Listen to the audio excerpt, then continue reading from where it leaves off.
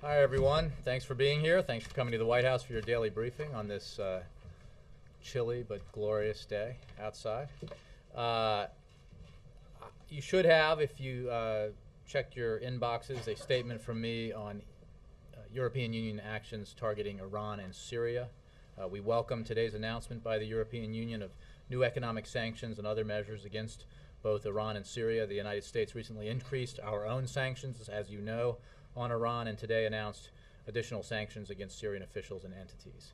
I will not read the entire statement, but I encourage you to do so at your leisure. With that, I will go to questions. Ben Feller of the Associated Press. Thanks, Jay. A couple points on the debate in Congress. The House Republicans are moving to include unemployment insurance, the extension as part of their payroll tax bill, and of course that's something the President has been pushing for.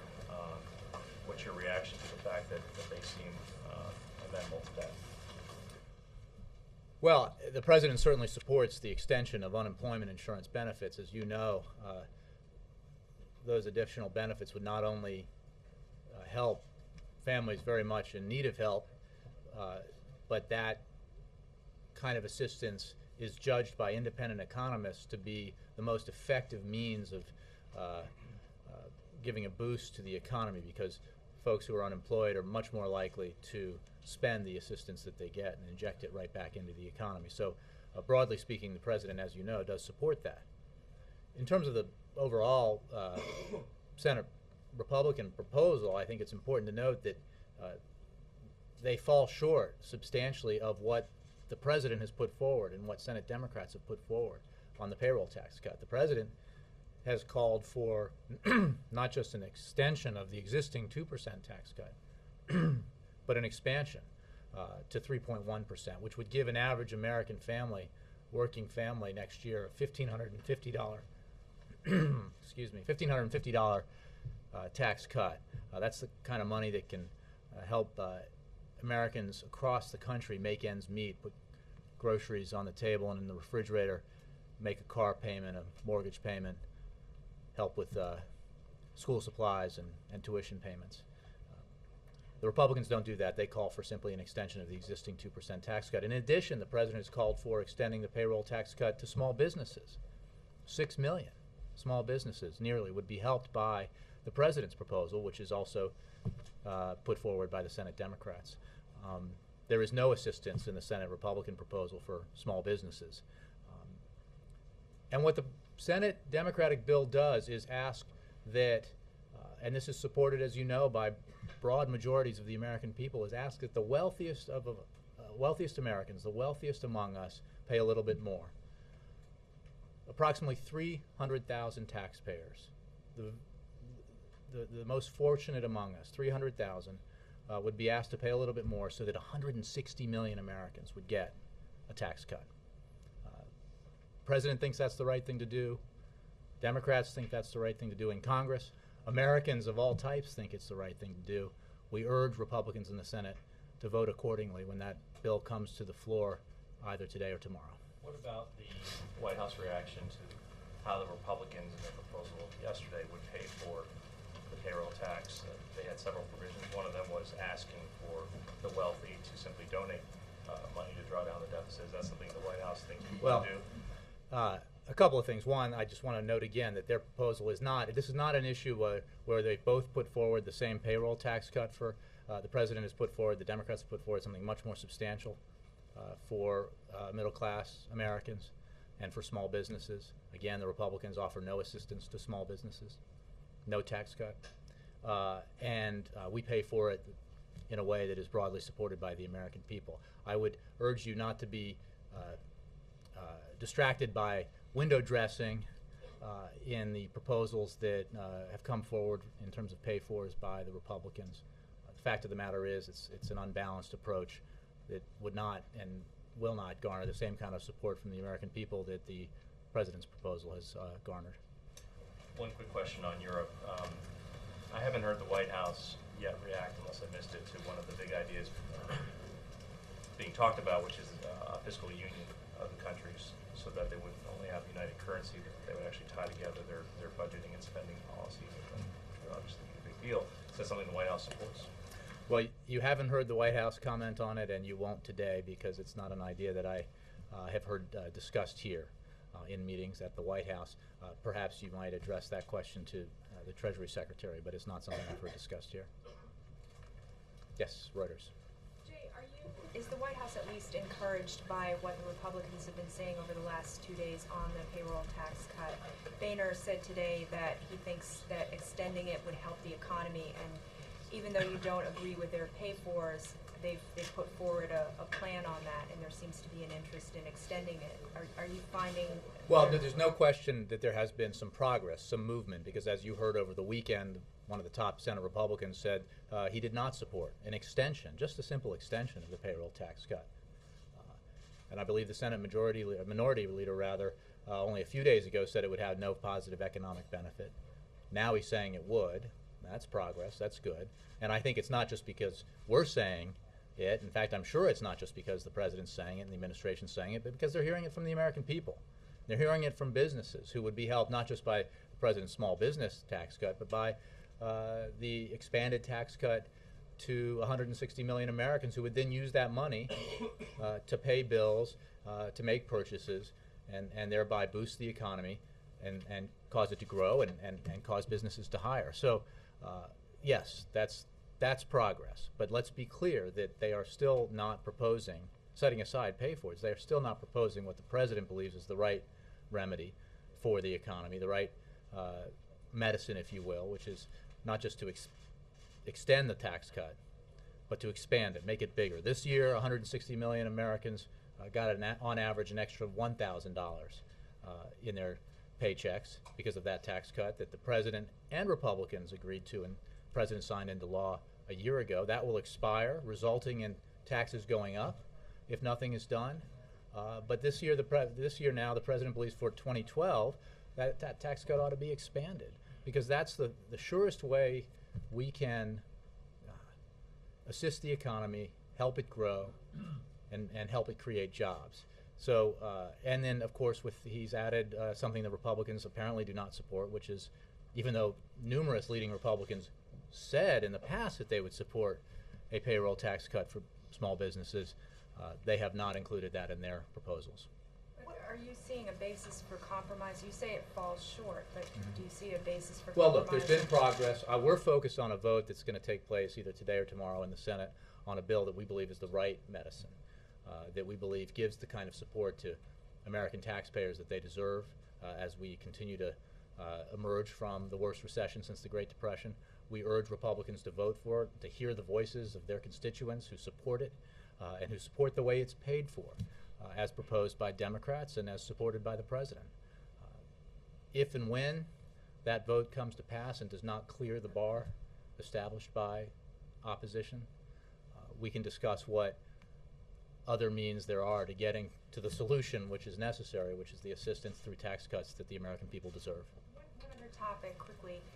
Was the White House or the President informed ahead of time about the central bank action to stem the European crisis, and what does the President think about that action? Is he consulting closely with the Federal Reserve on these actions? You know, we don't talk much about the Fed from the podium here. The Treasury Department might have a statement. In fact, I'm not sure if Secretary Geithner or Treasury Department put out a statement on that. I don't have anything further for you on it from the podium. What's the president doing to make anything come through either this evening or tomorrow when there's vote? Well, we're clearly succeeding in that there's progress, and that the Republicans have gone in a few short days from opposing an extension and arguing that it would have no positive economic impact against the assembled evidence of independent economists everywhere, to grudgingly agreeing that this is the right thing to do, to give tax cuts to middle-class Americans. So we must be doing something right, or at the very least, our arguments are being echoed by average Americans across the country who want this assistance. So the president continues to consult with his team, continues to have his team have conversations with relevant members and staff on the Hill as we push this forward. Obviously working with Senator Reid in the Senate to move the Senate Democratic proposal forward. And we hope and expect that in the end we will get the kind of tax relief for middle-class Americans that they deserve in this economic situation. On Iraq, where Vice President Biden was today, Camp Victory shuts down tomorrow. Would President Obama consider ever sending back into Iraq trainers or others to help the Iraqi government, the Iraqi? Oh, we've said, Ann, as you know, that we expect to have a relationship and a full one with Iraq going forward, the kind of relationship that's built on economic ties, diplomatic ties, as well as security ties that we have with sovereign nations elsewhere in the region and around the globe. What form that would take or might take is going to be a matter of discussion and agreement between the Iraqi government and the United States government. So what is happening now, as has been noted in the stories coming out of Iraq, is that we are now witnessing the fulfillment of the President's commitment to end the war in Iraq responsibly, to keep his commitment and the commitment of the previous president to draw down all U.S. forces by the end of this year. That is happening. I believe we're down to something like 15,000 now, and they will be out by December 31st. And that is a very important commitment for the American people as well as this president. Let me move to the back. Cheryl. Yeah, House Republicans have been working on a series of regulatory reform bills over the last few weeks and more votes ahead. Is it time, and these are supported by the U.S. Chamber and others, businesses that they say would help create jobs. Is it time for a regulatory reform bill? Well, I don't know specifically which bills you're referring to. This president's record on regulatory reform is quite significant. The look back that he instituted to ensure that the regulations that are on the books are as efficient as possible, and the ones that are no longer useful or effective are removed. I can cite the studies that have been made that demonstrate that there have actually been fewer and less costly regulations put in place by this administration in its first 2.5 years than in the previous administration. So we work very aggressively to ensure that we take the necessary action to protect our air and water, and that we also issue regulations and reform regulations in a way that makes them as efficient as possible. Yes? The Republican Senate Republicans plan has a component to pay for it through means testing for millionaires. And are they onto something here? Well, I think again, that's what I was referring to. It's sort of a little, pick your metaphor, window dressing or gorilla dust. It's a fraction, as they admit, of what their pay-fors are. What the foundation of their pay-for is basically a violation of the very agreement they made just a few short months ago. And that's the kind of stuff that drives Americans crazy about Washington, where you sign a deal, you have an agreement, bipartisan agreement, then you change your mind a few months later, whether it's with a sequester or with non-defense discretionary spending, which I would remind you, through the Budget Control Act, in the agreement reached in a bipartisan fashion and signed by this president into law, brings non-defense discretionary spending down to its lowest levels since Eisenhower was president, and we all like Ike, and that is a deal that has been signed and should be adhered to. Alexis, and then Jessica. Senator McConnell asserted yesterday that the country needs the extension of the payroll tax, and perhaps the UI extension, because President Obama's economic policies have failed. What's the president's reaction to the idea that these extensions or expansions are needed because his policies have failed? What my reaction is that the policies that got us to the worst recession since the Great Depression obviously preceded this president coming into office. In fact, the economy was in dramatic free fall when this president was sworn in. As you well know, and as every American with a brain in his head knows, this economy was in collapse when President Obama took office. And the actions that he took, working with Congress, saved us from a depression, saved the auto industry in this country from collapse, and the loss of another 1 million+ jobs, in addition to the 8 million that were lost as a result of the recession. The actions that he took, we firmly believe, have set this economy back in the right direction. It has been growing steadily now for a number of quarters, and it has been creating private sector jobs, over 2.5 million. Not enough when the hole is as deep as this recession caused, but the direction is the right direction. The direction that we had when we got here was very dramatically the wrong direction. Yes, Bill. Oh, I'm sorry. Wait, I did say Jessica. Sorry. The administration apologized to Pakistan for the NATO airstrikes that killed about 24 soldiers. No. Let me say we express our condolences to Pakistan about the regrettable loss of life. there's an issue between a headline and the story that I think needs to be clarified. Will you tease out why that distinction is important? Well, two things. One, And what's the distinction? well, I think there's it's a matter of fact that I, speaking for the White House and the President, offered condolences on behalf of him, the administration, the American people, for the tragic loss of life. And it was a tragedy. We have launched an investigation through CENTCOM as well as ISAF to find out exactly what transpired.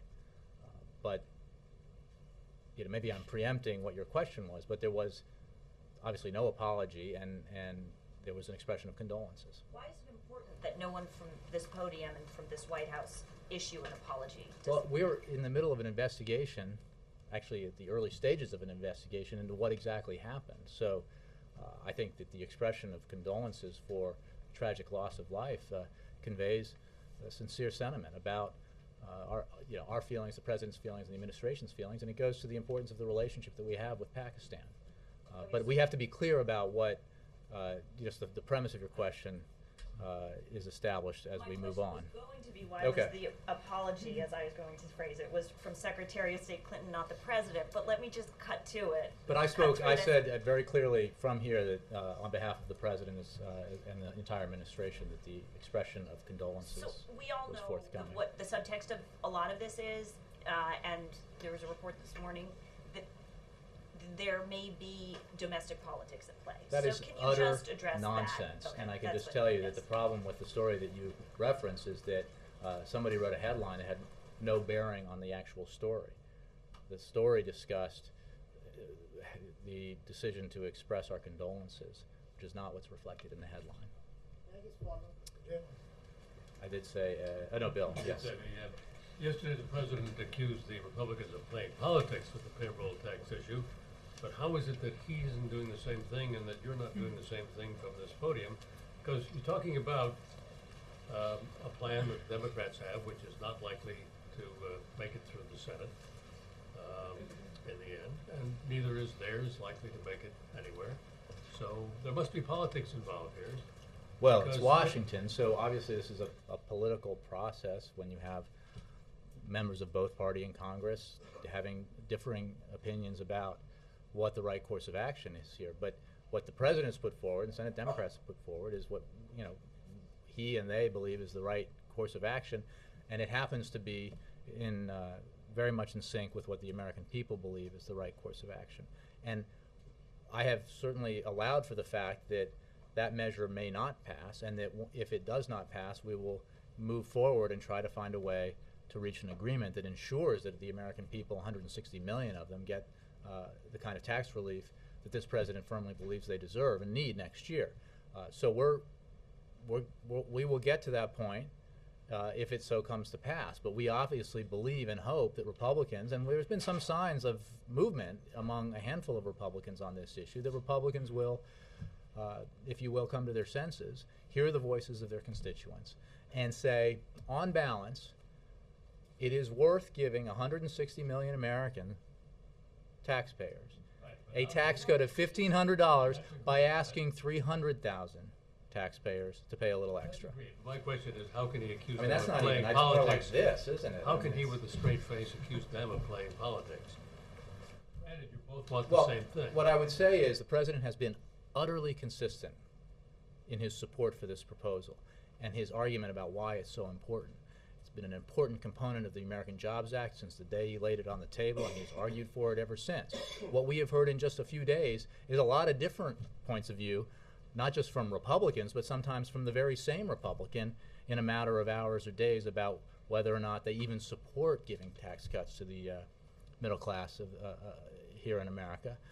So I think that consistency on one side, fluctuation and variation on the other, you tell me where the politics is. What we care most about is not how they get there or why, but that in the end, the majority, or rather 60% of Senate Republicans agree to give the kind of tax relief to the American people that they deserve. Then why not go at them with a plan that you know they're more likely to accept than Because one the that's fact of the not? matter is, if the President had not put this in the American Jobs Act and had not fought for it every day and every week, sometimes to the consternation of people who have been hearing the same message, so frequently, we might not even be debating this. I mean, given that the number 2 Senate Republican said he wasn't even for it just 4 days ago, if the president had put it on the table, do you think the Republicans would have? I'm not sure they would have. So it is because of the leadership of the president, because of the agreement of Senate Democrats, and the consistency of our message that we are where we are, and we believe we will get a payroll tax cut for middle-class Americans, and hopefully we will get a payroll tax cut for small businesses. That's how this town works, as you know even better than I, Bill, because you've been covering it longer than I did. So that's called leadership. Not likely to come out of the hides of the millionaires, as the president and you keep suggesting. And the American people suggest is the right thing to do. Mr. Henry. Jay, the housing secretary is on the Hill today talking about the crisis. It's still obviously very difficult for a lot of Americans. In February '09, the president promised that his housing plan would help refinance between 7 and 9 million homes, prevent foreclosures. Checked with the officials today over to this. They say 894,000 people have refinanced under that program. What happened? Well, the size of the problem is significant, as you know. Housing bubble burst and caused a situation where vast number of American homeowners saw their mortgages go underwater, the values of their home go lower than the cost of their mortgage. And this president has taken actions steadily since he took office to help those homeowners get into a better financial system with regards to their mortgages and financial situation rather. And there have been a number of steps taken, including those this year, this summer and fall, and he's going to keep looking for ways to improve it. If you're asking me, is the situation a problem, and is the problem quite large? The answer is yes, and that's why this president has been so focused on taking every step he can, small, medium, and large, to try to assist homeowners who, with a little help, either through refinancing or other measures, can meet their payments and keep their homes. One of those actions he took, October 24th, he went to Nevada and said, I'm going to move forward with executive action. I'm not going to wait for Congress. Yeah. I checked with the housing officials as well, and they say this morning that actually today, December 1st, is the first day you can apply for that program the president talked about on October 24th. So in fairness, we can't really get into statistics on how many people have refinanced. But my question would be, how can the president go out on October 24th and say, we can't wait, we're going to move? Here we are on December 1st, and the officials are saying that because he it launched, won't have an impact until the first quarter of 2012. he made an executive action on October 24th, if that's the day, my mother's birthday. Hi, Mom. And I hope I called her. I hope I called. The president took that action. It was an executive action, and he launched a process that results any day now. This December, if it is today, I believe you may be right. That will now allow homeowners to take advantage of this executive action. I mean, these things take a little time, but 5 weeks is a pretty short period of time for something like this to get up and running and to be ready, as I believe it is now, or almost is, for homeowners to find out whether or not they qualify. So that's, again, small actions, medium actions, large actions, whatever it takes within his authority, working with Congress, or just using his executive authority to assist homeowners deal with this very difficult situation. They persist. I'm sorry. On February 2009 as well, you remember on Chuck's Fine Network, the president told Matt Lauer, and Republicans bring this up a lot, that the president said, if I don't get the economy turned around in 3 years, it's going to be a one-term proposition. Last night at one of the fundraisers in New York, he was saying, look, these problems are so large, you might need more than one term. You might need another down the road, it might be more than one presidency. Is he trying to buy more time to get the economy turned around when he says that? Well, I don't think he's trying to buy time for somebody beyond 2016, if that's what you mean. I think that the president believes that the actions that he and other leaders in Washington took in the face of the worst economic crisis that we've had since the 1930s did reverse the free fall, did begin a process where the economy is growing again, did begin a process where it's been steadily creating private sector jobs, but there is much more work to do, and he is eager to do that work with Congress, without Congress, whatever it takes to get it done. But it is a big job. 8 million jobs lost is a substantial number. And it requires the focus and diligence of the President, of members of Congress, of other leaders in Washington and around the country to tackle, because it is so big, and he's completely up for the job. Leslie. And then Mara. And then Laura. Thanks. On Saturday, it will be a Bill March. Oh, I'm sorry, you too. And your fine network.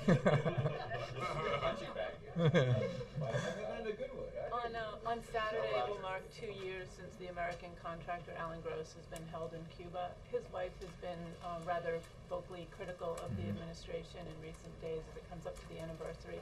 She said that the administration has kept its hands off it. Can you address that, and does the president intend to mark it in any occasion on Saturday? You know, I apologize. If you had given me a heads up, I would have looked into this before I got here, but I would have to check on that. I just don't know. But thanks. Wait, what order did I say? Mara? Then, yeah. Now that we're no longer fighting about whether the payroll tax should be extended, we're fighting about whether it should be expanded and how to pay for it. Could you clarify, when you said the means testing of federal benefits was window dressing, is the president against means testing, or just because it's a violation of the budget agreement? Let's be clear. As I understand it, the pay-fors that they put forward require a change in the caps, a reduction in the caps agreed to in the Budget Control Act. That's the violation. I'm not sure. I'm not sure what the means testing aspect of it is. What I do know is that it's window dressing because it's a very small portion of what their pay-fors would be. And against means testing. The majority of the. I'm not saying no, he's not saying that, but he's not saying he's for this proposal because we haven't really had a chance to look at it that much. What is important, though, is that it is window dressing. Okay, but the second question about the pay-fors, I mean, I know you want this fight to go on and on and on. No, I mean, no, we want it to pass tonight or tomorrow. Yes, but one of the other pay-fors that they suggest, in addition to the, millionaires can donate their money to the deficit, is they want to extend the president's own federal hiring and pay freeze. Are you for that? Again, are you open to that? There was an agreement, as you guys covered very closely this summer, called the Budget Control Act, that set caps in discretionary spending, as well, non-defense and defense, that require very significant cuts. Reductions in non-defense discretionary spending that bring us down to the lowest level relative to the size of the economy since Dwight Eisenhower was president. This would violate that, and it would result in, because their proposal says you would have to lower the caps.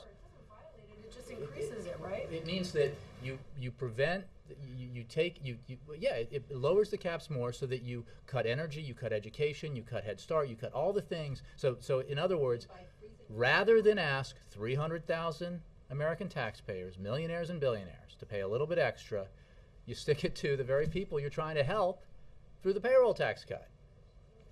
By violating the Budget Control Act that you voted for and agreed to just a few short months ago. And one other question to follow up on Jessica's mischievous inquiry about the apology. Are you ruling out an apology, or you're just saying it's premature because you haven't finished the I'm just saying that there is an investigation that has just been launched by CENTCOM, and that we don't know. We need to find the results of this investigation. We have offered our condolences. We have called it what it is, a tragic loss of life, and we anticipate results of the investigation to come when they're ready. And for now, I'm not going to prejudge actions we might take, what we might say in the future. I think the whole issue of that you raised was brought up through a faulty headline that is not even reflected in the story. The whole discussion here was about the expression of condolences. I believe Laura is next, then Chuck. Did you have one? I did. My question is about the confirmation of Richard Cordray, and I'm wondering if you could tell me what the administration is doing right now to try to make that happen, including fighting tooth and nail to make it happen, because we need that consumer watchdog in place to fully implement the Wall Street reforms that this president fought so hard, working with members of Congress to get passed in the wake of the worst financial crisis since the 1930s. And we call on Congress to pass and not try to stall that confirmation or reject that confirmation of a man who is unbelievably qualified and supported by Republicans, but yet apparently we'll see. Not so much that they're willing to vote for him because they want to water down the kind of Wall Street reform that this president fought for. So as you well know, in order to get something through the Senate, you need Republican support. So what are you doing? What is the White House doing? We've been lobbying like crazy to get Republican support for it. So what does that lobbying look like? Are you having one-on-one meetings with the Republicans? Are you doing direct outreach? This has been to going on, as you individuals? know, far too long. You know, he should have been What's happening confirmed. right now, as I understand? Well, I don't know this if is anybody's on the going phone right now, but we have been working very, you know, we have folks who go up to the Hill, we have folks who call key staffers and key senators, and we hope that they would vote to confirm Mr. Cordray because he's the right man for the job. So you're saying that the White House is doing direct, specific outreach to Again, I don't know what's individual happening at members? this moment or what's happened today, but there has been direct outreach, yes. I'm not really, I mean, I don't want to play lawyer here. I'm not really talking about like this moment or Right. today. I'm talking about If you're at this asking me, moment has there been an is- effort, a direct contact with senators, urging them to vote for and explaining why they should vote for Richard Cordray? The answer is yes. with Republicans Yes. as well as Democrats? Yes. You called their proposal to pay for it unbalanced. What makes it unbalanced? Well, I think the solution of cutting education and energy and the kind of programs that often, in large measure, help the very people that are supposed to be assisted by a middle-class tax cut for 160 million working Americans makes it unbalanced. That the reason why the American people support the approach the president takes, the approach and which is similar to the approach and supported by the president and similar to the approach the Senate Democrats take, is because they look at the 300,000 wealthiest taxpayers in America and say they should be asked to pay a little more, pay their fair share to help give 160 million Americans a tax cut. You know, 160 million Americans, on average, for the American family, $1,550 in tax cuts. Nearly 6 million small businesses, and you know what happens when you give small businesses a break like that? If passed, I think this would be the 18th tax cut or tax relief, form of tax relief that this president would have made law, and it encourages businesses to hire people, to grow, to invest, and that causes economic growth and causes job creation. There are some Republicans though that say a balanced approach is a little bit of what you're trying to do with the millionaires, but also offering a lot more cuts. Well, so why not offer up some more cuts to actually try to we've sort of made bridge this clear divide? that let's have the vote. We've made clear what we think is the right approach. The Senate Democrats have made clear what they think is the right approach, and we support that. And we support it because it is balanced, because you don't want to rob Peter to pay Paul. You don't want to. They don't think it's balanced. Well, and I'm comforted by the millions of people behind me and us, the president, who support it, in the form of majorities of the American people who support our balanced approach. So you're right that thus far in this process and the debates over the American Jobs Act in whole and its provisions, that Senate Republicans have unfortunately staked out a position that is at odds with the vast majority of the American people. That's regrettable, but we continue to fight for those provisions. We got one through. We hope to get the payroll tax cut and extension and expansion through, and then we'll keep fighting for the other provisions. Is the president going to be playing a more personal role in this now next week when this thing fails? Is that fair to say? When the Senate version of this. It's quite possible. Iran and Iraq? Margaret, and then yes, sir. Chuck sort of stole my thunder. I had a domestic and a foreign policy question, but following up on that, what I wanted to ask is the president going to engage personally, not on the stump, but in terms of the negotiations, or was the lesson from the summer of the debt ceiling sort of, this is a nightmare, don't get involved, let Congress do it? And then I'll ask you my foreign policy question. He might He might what? engage personally. I think I'm sure, look, the president does have conversations with leaders and members of Congress, and he will continue to have those, and I anticipate he will have some such conversations in the coming days and weeks. And on that, back on that note, we have been talking about the end of the year, but is there a date at which everyone's paychecks get screwed up, and what's the I would ask Treasury, but I believe it's January 1st that the payroll tax cut expires at the end of the year. Taxes begin, you get hit right away. Taxes go up the next time you get a paycheck. And this is not the right time to do that to hardworking middle class and working class Americans, right? You gotta, this is still a fragile time in our economy.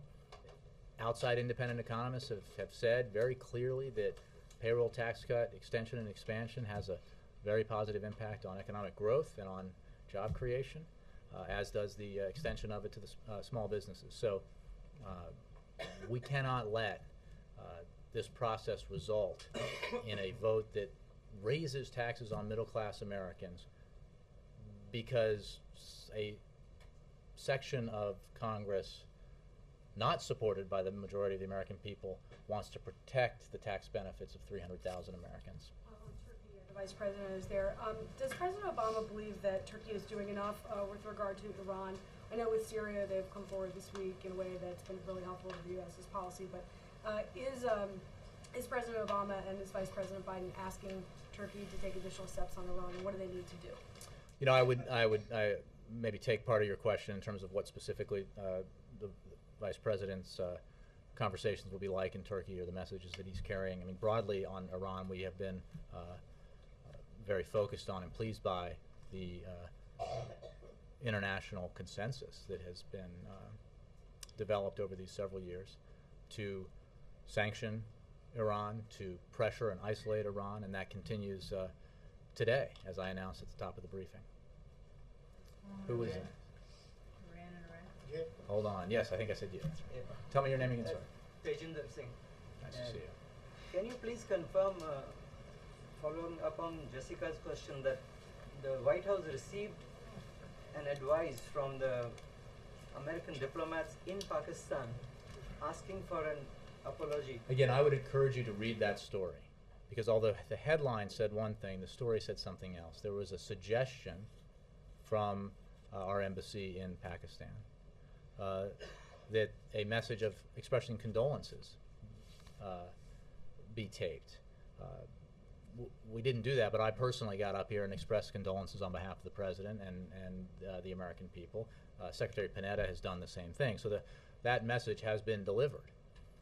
But again, the headline is at odds with the story. So do you expect Pakistan... I've been asked that, and I'm not going to answer. Do you expect Pakistan to reopen the borders soon? We certainly are working with Pakistan on this issue. We urge them to attend the conference in Bonn. And are working with them on our overall relationship. We understand that this is complicated by events, as has been the case at various times this year, but it's an important relationship that we continue to work on because it's in the interest of the American people and our national security that we continue to work on it. Carrie, and then, yes, Connie. A question about the President's aid speech this morning. He said he was going to refocus the fight on AIDS domestically, given how the rate has been constant over the last decade. Is that an indication that his predecessor Bush focused a lot on the AIDS fight internationally, didn't do enough domestically, and and in addition to that, does he plan to reach beyond what Bush did at some point internationally in terms of fighting? Well, I think you may be reading too much into this. I think one of the positive things about today's event was how bipartisan it was. President Bush participated, President Obama obviously did. The announcements that he made build on the work that President Bush did on this very important issue. And I would not take the steps that he's announcing in terms of domestic tackling of this problem as criticism, but just simply the right step to take at the right time. And does he plan to go beyond what President Bush did internationally? Well, I don't want to anticipate what he may or may not do in the future. I just want to celebrate what he announced today. I believe President Bush was speaking from a remote location. Yes, so I do not know that they spoke. Yes, Connie. Pakistan and then Iraq, and I'll go real fast. How many more billions is the U.S. planning to give to Pakistan? Is that in the pipeline? We have a program of assistance to Pakistan that is reviewed all the time, and there's no plan to. I'm not even sure I understand the question, but we work with Pakistan. It's an important sometimes complicated relationship, and it's, as I just mentioned, vital to our national security that we continue to have that kind of cooperative relationship, especially in the fight against terror. Iraq, why does the U.S. need 16,000 to get from that to Iraq? It's a vital, I'm not sure it's 16,000, but it's a significant civilian presence. It will be because it's an important relationship in an important region of the world that requires the kind of contacts at the economic, scientific, education, diplomatic level that a significant embassy presence and consulate presence demonstrates and represents. And it's an important relationship. It is now a relationship that is changing because we have, as the President promised, ended the war responsibly in Iraq. We're bringing home the last of our men and women in uniform, and we are moving forward with a comprehensive relationship with Iraq that we hope will lead to significant cooperation in the future. And Iran and the British, do you have any comments on the rupture of diplomatic? I have nothing more. I would point you to the State Department. April. Jay, on the AIDS Day issue. I'm sorry, and then April, go ahead. Okay, on the AIDS Day issue, did this White House look at any chance, any ways of working with HHS in trying to push more retrovirals out for more AIDS patients and HIV patients? Is that something you're still looking at? Did you look at it? I appreciate the question, and I think we put out a significant paper on this, very detailed, that may go to the issue you're talking about. I don't have the answer from here in terms of the specifics and the approach that we're taking. So I would just either point you to HHS, or I'd start with the paper that we put out, and then go to HHS for more details. Should we expect something beyond today, since the President really emphasized that the numbers are climbing here versus in other places around the world? Well, that's why he directed $50 million additional dollars in funding for domestic HIV/AIDS treatment and care, using existing funds, but additional $50 million for treatment and care of HIV and AIDS patients. Toshi. Oh, I'm sorry. Yes. Tell me your name again. I know we spoke last. Richard. Okay. Thank you, Jay.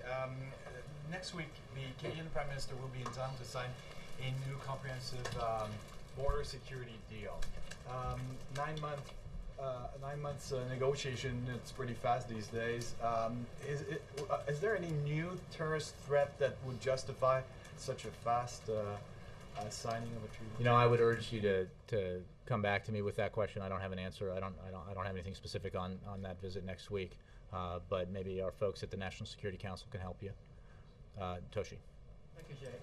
Just this week, international organization called OECD in Paris predicted that the Eurozone economy is now entering recession now. And do you have any concern that the European recession could drag the US economy down to recession again? And given the context, are you satisfied with the current European response to the crisis?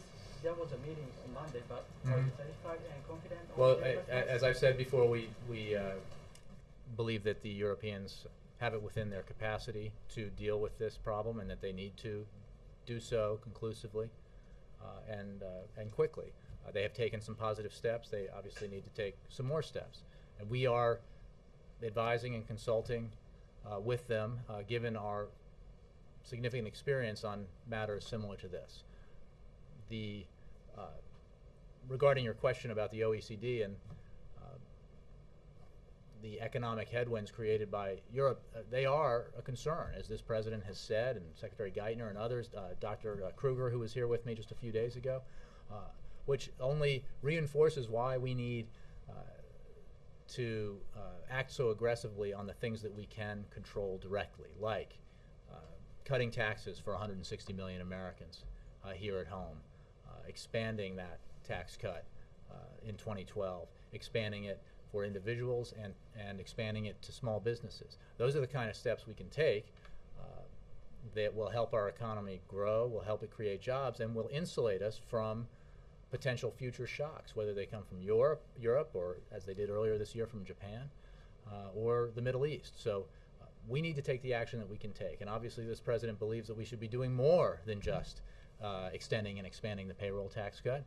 We should be passing other elements of the American Jobs Act, like the assistance to states to hire back teachers who've been laid off. I mean, that's a a double positive impact. You put teachers back to work, and having them back in the classroom helps our kids prepare for a future in the economy. So additional measures include infrastructure funding to put construction workers back to work, rebuilding our infrastructure, which also has a long-term positive impact on our economy. So we need to do the things we can that we can control to help us grow, to help us create jobs, and to insulate us from the kinds of economic shocks that we know happen, because that's the kind of global economy we live in. Last one, Julia. Okay. Among the pieces of legislation that are set to expire at the end of the year, one of them is the doc fix that would cause doctors to be paid less. I think it's 27% less for Medicare reimbursements. Is that something that the White House has pushed members of Congress to pass? Or are they less concerned about that? Well, I believe that the doc fix, the SGR, we had a comprehensive fix to that, and check me on this, but in the American Jobs Act. Now, obviously, this is something that in a bipartisan fashion has been addressed in the past and needs to be addressed going forward. So now this time, I mean, I don't have at any. the end of the year. Are people making phone calls on it? Or is that something you're as are you as concerned about that not being fixed as you would be something like unemployment insurance and payroll tax cuts? Is it getting the same amount of attention? Well, look, I think right now we're focused on the bill that's coming to the floor in the Senate. If all were right in the world, or at least in this country, would be passed overwhelmingly with votes from members of both parties, so that we can provide that vital tax cut to the American people and to small businesses. But we don't have just one priority, and fixing that is a concern and a priority that we have shared, I think, in a bipartisan way since we've been in office. Thanks.